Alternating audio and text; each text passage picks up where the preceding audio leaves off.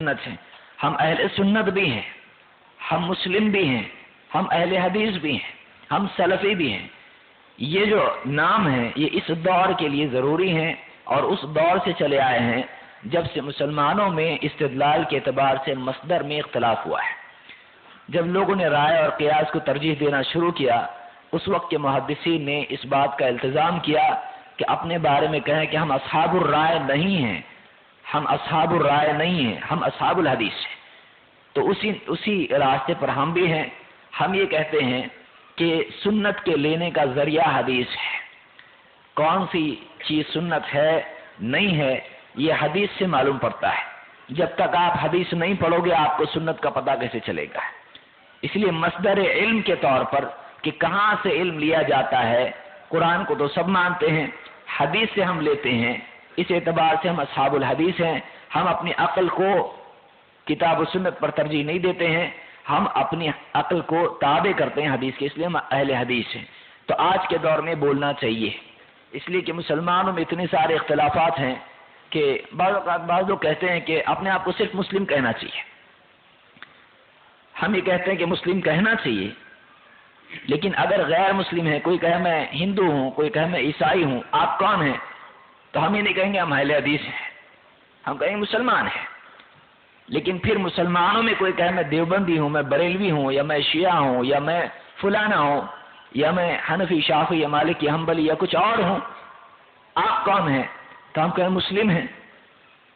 تو ہم ایسے وقت میں کہیں گے کہ ہم اہل حدیث ہیں، اس لیے کہ اہل السنہ والجماعہ میں جب اشتراک ہوا اور ٹکڑے ہوئے تو اس وقت میں اہل حق نے اپنے لیے اہل حدیث کا لقب اختیار کیا۔ ویسے ہی جب مسلمانوں میں اشتراک ہوا اور شیعہ اور خوارج بنے، اس وقت میں اہل حق نے اپنے لیے اہل السنہ والجماعہ کا لقب اختیار کیا۔ تو اس میں کوئی پرابلم نہیں ہے، یہ اجتہادی امر ہے اور اس پہ اعتراض کرنا بے معنی ہے، اس لیے کہ ہر آدمی آج کچھ نہ کچھ اپنے لیے نام رکھتا ہے۔ اس کا ایک لمبا جواب ہے لیکن اتنا وقت ہمارے پاس نہیں ہے۔ خواتین کی طرف سے سوال کیا جائے، بچوں کو نہیں بڑوں سے ہی سوال کروائیں۔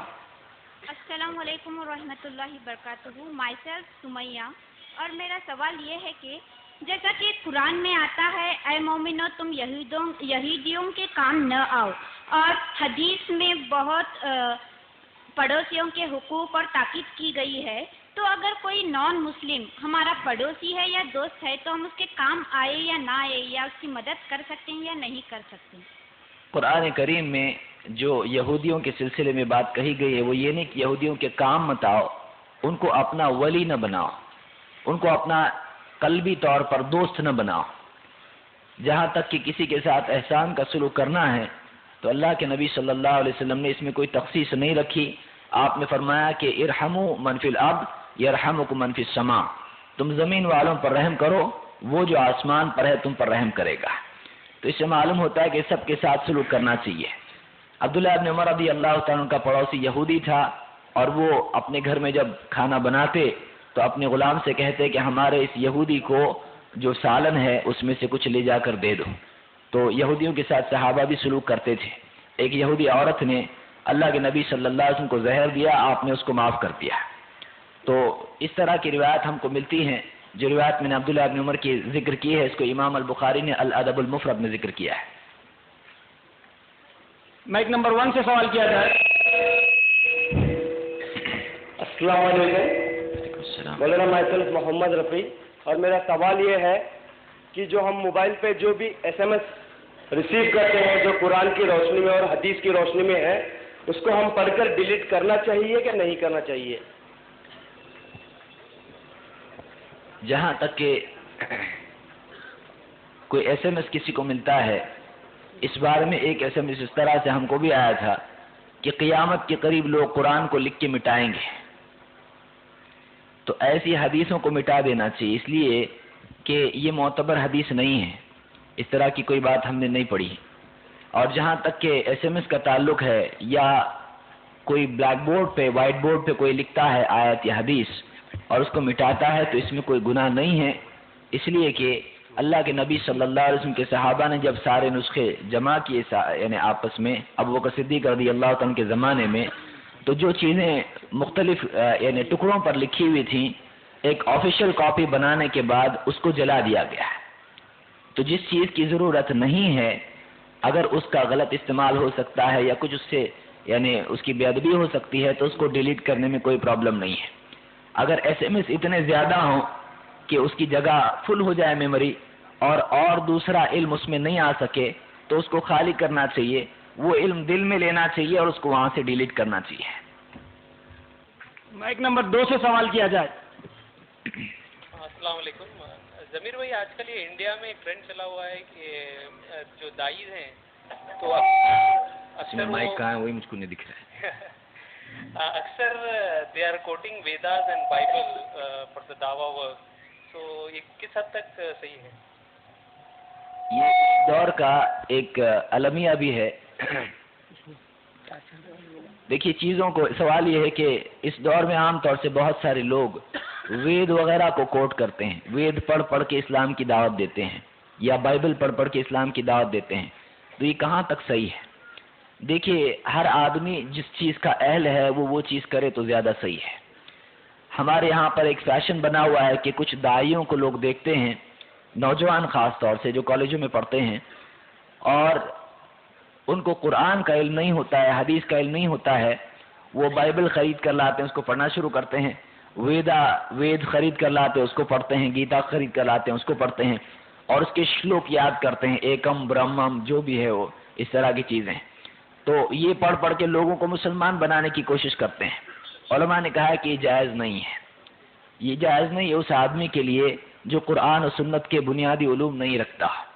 ہم جس علم کے مکلف ہیں وہ قرآن و سنت کا علم ہے. لیکن یہ جو چیزیں ہیں ان چیزوں میں پڑھنا اس آدمی کے لیے جائز نہیں ہے جو آدمی قرآن و سنت کو نہیں سیکھے ہوئے ہیں. بہت سارے لوگ ان کو استنجا کے مسائل معلوم نہیں ہوتے ہیں، نماز کے مسائل معلوم نہیں ہوتے ہیں، ان کو صحیح عقائد معلوم نہیں ہوتے ہیں، لیکن وہ لوگ وید پڑھنا شروع کر دیتے ہیں، بائبل پڑھنا شروع کر دیتے ہیں. تو یہ مناسب چیز نہیں ہے. دعوت تب ہوگی جب علم ہوگا. فاقد الشیء لا یعطی. شیخ الالبانی اکثر کہا کرتے تھے کہ فاقد الشیء لا یعطی. جو محروم ہے وہ عطا نہیں کر سکتا ہے. جس کے پاس خود اپنا دین نہیں ہے وہ دوسرے کے دین پڑھ رہا ہے، اپنے دین میں سے اس کو دینا ہے یا اس کے دین میں سے اس کو دینا ہے. اور اللہ تعالیٰ نے وجاہدہم بہ جہادا کبیرا، جو جہاد کا ذکر کیا ہے، جو دعوتی جہاد ہے، اس میں قرآن کا ذکر کیا ہے کہ اس قرآن سے آپ جہاد کرو. تو میں سمجھتا ہوں اور اللہ کی بات سے یہی بات سمجھ میں آتی ہے کہ یہ دور ہو، پچھلا ہو یا اگلا ہو، قیامت تک کے لیے باطل کی رد کے لیے قرآن بہترین ہمارے لیے ہتھیار ہے. اگر صحیح طور سے ہم قرآن کو سمجھ کے دعوت دیتے ہیں تو میں نہیں سمجھتا کسی کی سمجھ میں بات نہیں آئے گی. اس لیے جو طالب علم قرآن و سنت کو صحیح ڈھنگ سے نہیں جانتا ہے اس کو وید اور گیتا اور اس طرح کی جتنی بھی کتابیں ہیں دوسرے دینوں کی اس میں نہیں پڑھنا چاہیے. جزاک اللہ. ابھی آپ 4 سوالات ابو جاہد ضمیر سے سن رہے تھے. اب نیکسٹ 4 سوالات انشاءاللہ جلال الدین قاسمی صاحب سے سنیں گے. میں خواتین سے گزارش کرتا ہوں کہ وہ اپنا سوال رکھیں. خواتین میں سے سوال کریں. السلام علیکم. Mic number 3. السلام علیکم.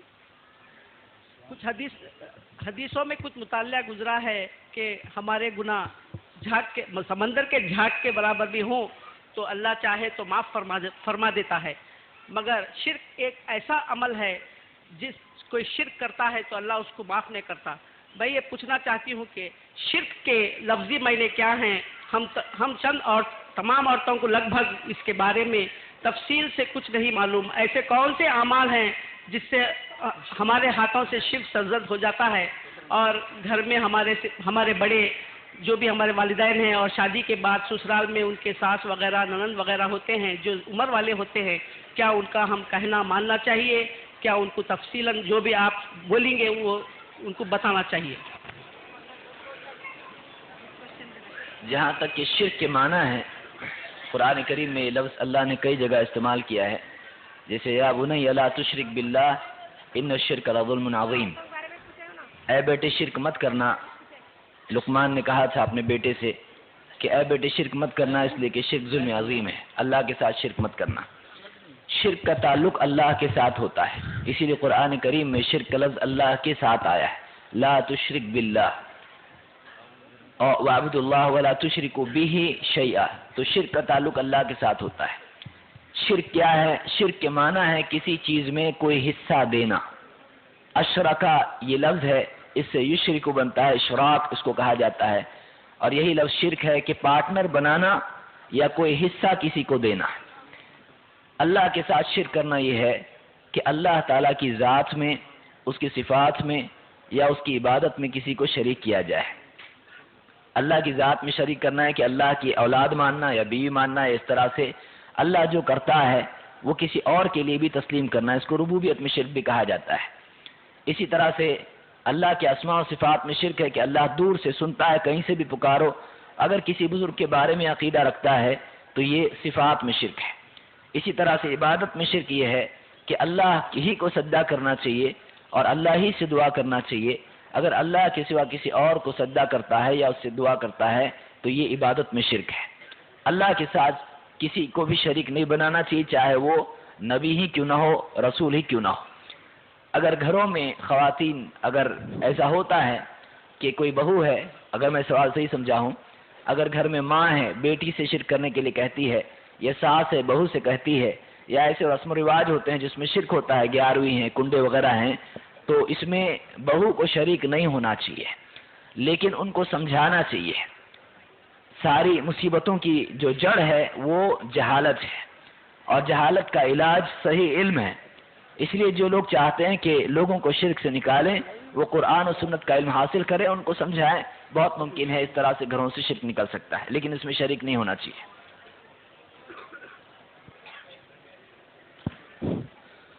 مائک نمبر 1 سے سوال کیا جائے۔ السلام علیکم، میرا نام محمد یوسف ہے۔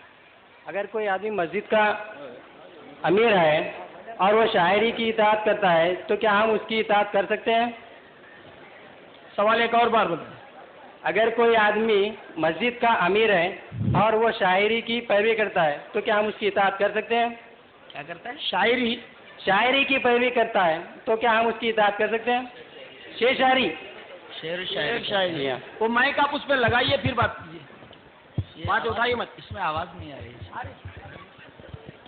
جہاں تک شعر و شاعری کا مطلب ہے، قرآن حکیم نے اس کے اصول بتائے ہیں، اس کے لیے سورہ شعراء پوری نازل کی ہے، پوری سورت ہے اس کے نام پہ، اور بتایا ہے کہ شعراء کی پیروی غاوون لوگ کرتے ہیں، گمراہ لوگ کرتے ہیں، لیکن اس شاعری کی اجازت ہے۔ الا الذین آمنوا وعملوا الصالحات سے استثناء کیا گیا ہے کہ وہ شاعری جو عقیدے کے لیے فائدہ مند ہو، عمل کے لیے مہمیز ہو۔ اسی طرح نبی کریم صلی اللہ علیہ وسلم کی شان میں اگر کوئی نعت ہے اور حد میں ہے، آپ کے صحیح مقام کو واضح کرتی ہے، رات مرتب ہوتے ہیں ذہنوں کے اوپر، تو ایسی شاعری کی اجازت نہیں ہے۔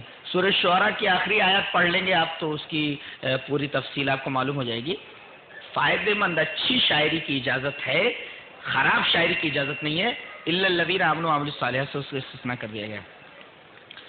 شرک کے بارے میں مولانا نے بھی جواب دے دیا ہے، بار بار ایک سوال دیکھیں۔ شرک کو یوں سمجھ لیں، الہاد ہوتا ہے ایک ہوتا ہے شرک۔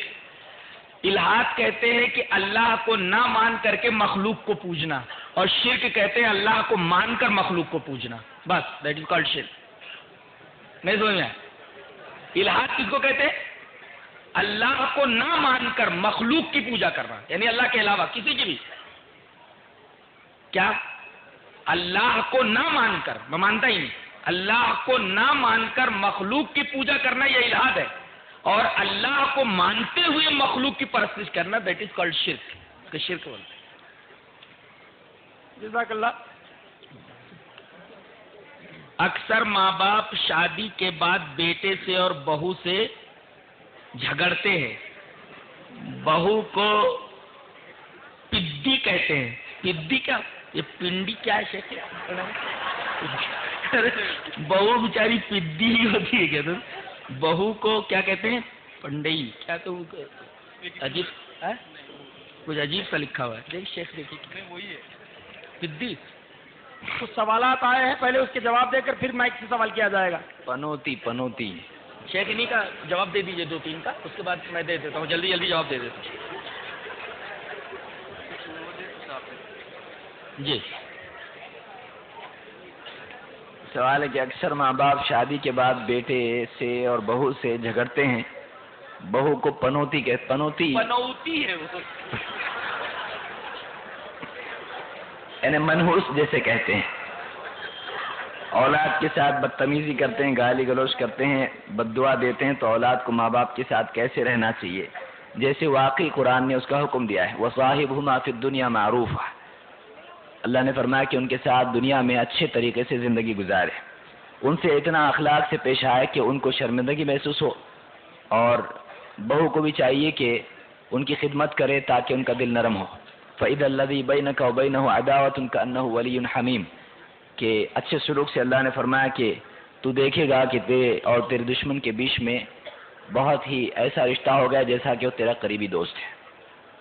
بھائیو، مجلس کے آداب آپ کو بتا دیا گیا ہے صبح، اس لیے بیچ میں اٹھ کر جانا یہ آداب کے خلاف ہے۔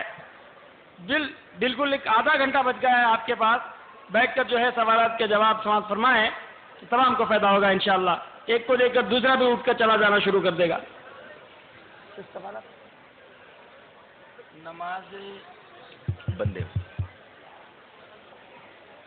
نماز کے بعد ہاتھ اٹھا کر اجتماعی دعا مانگنا، اس کا ثبوت قرآن و حدیث میں نہیں ہے، ایک شکل ہے۔ میں نے بتایا نہیں، ابھی آپ لوگوں نے لگتا ہے تقریر سنی نہیں۔ میرا خیال ہے میری تقریر سننے کے بعد اگر آدمی غور و فکر کرے تو تمام سوالوں کے جوابات مل جاتے ہیں۔ اس کا مطلب تقریر وہی سمجھتے نہیں آپ کیا ہے؟ تمہیں بتایا گیا کہ نبی کے زمانے میں کوئی چیز تھی مگر بعد میں اس کی شکل بدل دی گئی ہو تو بھی بدعت ہے۔ اب نبی کے زمانے میں دعا تھی، اب نماز کے بعد یہ حیت نہیں تھی کہ نبی ہاتھ اٹھا کر دعا مانگتے ہو، لوگ آمین بولتے ہو، یہ شکل نہیں تھی، ظاہر ہے کہ بدعت ہے، اس کا ثبوت نہیں۔ حرم میں اور مدینہ میں نماز تراویح 20 رکعت ہوتی ہے، تو میں کیا کروں؟ 20 رکعت بھائی ایسا ہے کہ حدیث میں جو ہوگا وہ ہم مانیں گے۔ ابھی میں نے کہا کہ اتباع کس طرح ہوتی تھی، کیا آپ نے تقریر نہیں سنی میری؟ میں جواب نہیں دوں گا، آپ نے میری تقریر نہیں سمجھی ہے۔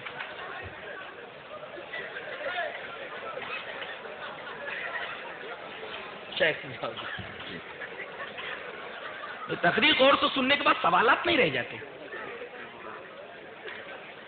سوال ہے کہ میت کو دیکھ کر کوئی آدمی گاڑی پر سوار ہو تو اس کو دیکھ کر کس طرح احترام کیا جائے؟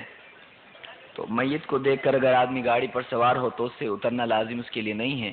اگر آدمی اس پر سوار ہوتا ہے تو پیچھے رہے، اس میں کوئی حرج نہیں ہے۔ سوال ہے کہ الرجال قوامون علی النساء کا کیا مطلب ہے؟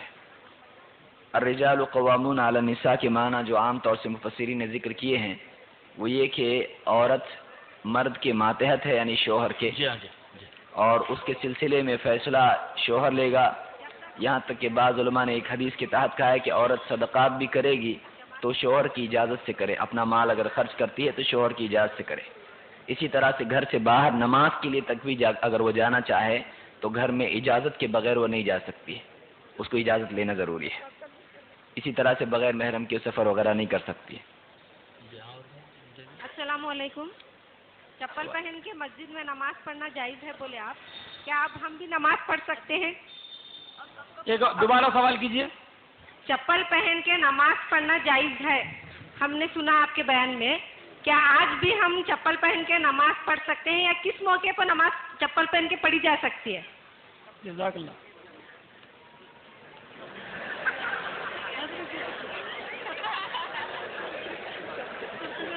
حسین ہے اور واقعی سوال ہے تو اس میں کوئی ایسی بات نہیں ہے۔ دیکھیے بعض اوقات ہوتا ہے ایسا کوئی سوال ہوتا ہے جو کوئی وضاحت طلب یعنی سوال ہوتا ہے، ایسا نہیں ہو کہ کسی کی دل آزاری ہو۔ واقعی سوال ہے، واقعی سوال ہے۔ سنیے غور سے، بات چیزیں ہوتی ہیں نہیں سمجھ میں آتی ہیں، اس کی وضاحت ہو جائے گی۔ سوال چپل شیخ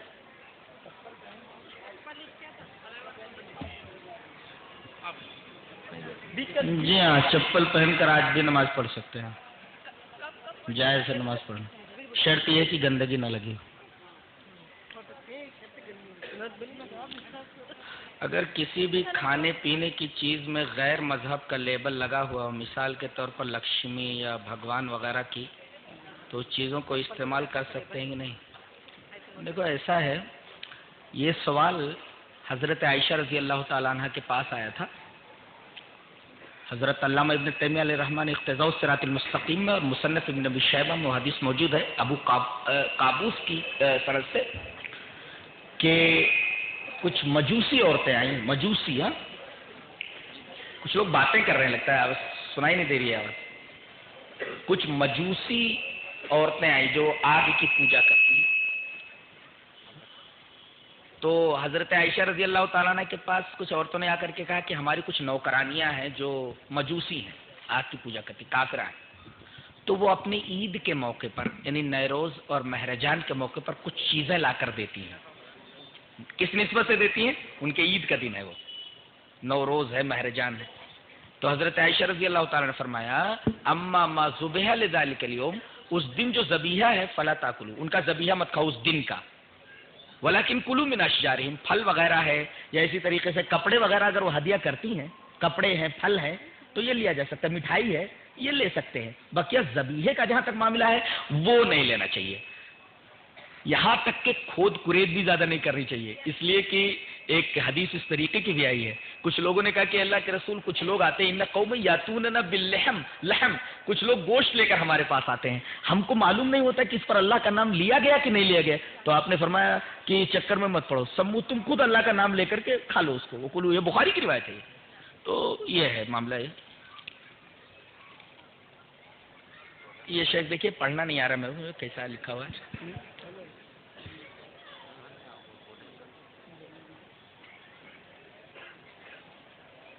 اللہ تعالیٰ آدم علیہ السلام سے لے کر آنے والے قیامت تک ہر انسان کو قیامت کے دن زندہ اٹھایا جائے گا. آپ صلی اللہ علیہ وسلم معراج میں گئے تو جہنم میں مبتلا لوگ وہ کون تھے؟ یہ وہ لوگ تھے جو گناہ کر کے دنیا سے جاتے ہیں اور جن لوگوں کی روحیں آخرت میں ہوتی ہیں یعنی برزخ میں ہوتی ہیں ان کو عذاب دیا جاتا ہے. یہ وہی روحیں تھیں جو آپ صلی اللہ علیہ وسلم کو دکھائی گئیں. جی ایک سوال آیا، کیا نگاہ شغار جائز ہے؟ شغار کا مطلب سمجھتے ہیں کیا ہوتا ہے؟ مثلا میری بیٹی ہے اور مفتی صاحب کا لڑکا ہے، ان کی ایک بیٹی ہے اور میرا ایک لڑکا ہے.